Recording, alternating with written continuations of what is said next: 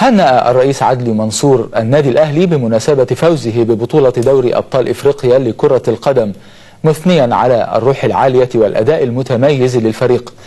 وذكر بيان لرئاسة الجمهورية أن الرئيس منصور أشاد أيضا بسلوك الجماهير التي حضرت المباراة، كما حيا جهود رجال الشرطة في حفظ الأمن. من ناحية أخرى بعث الرئيس منصور ببرقية تهنئة إلى نادي الزمالك بمناسبة فوزه ببطولة كأس مصر. ومن جانبه وجه الدكتور حازم الببلاوي رئيس مجلس الوزراء التهنئة إلى النادي الأهلي لتتويجه بالبطولة القارية، معربا عن تمنياته للفريق بالتوفيق في بطولة كأس العالم للأندية بالمغرب وتحقيق المزيد من الانتصارات التي ترفع اسم مصر في المحافل الرياضية الإقليمية والدولية كافة.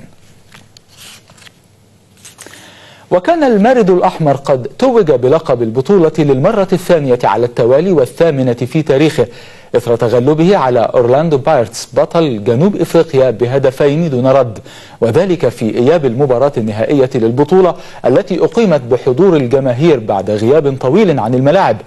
فوز ضامن للأهلي التأهل لكأس العالم للأندية بالمغرب ممثلا للقارة السمراء، لتتواصل مغامرة أصحاب الفانيلة الحمراء وجماهيرهم في مونديال الأندية الشهر المقبل.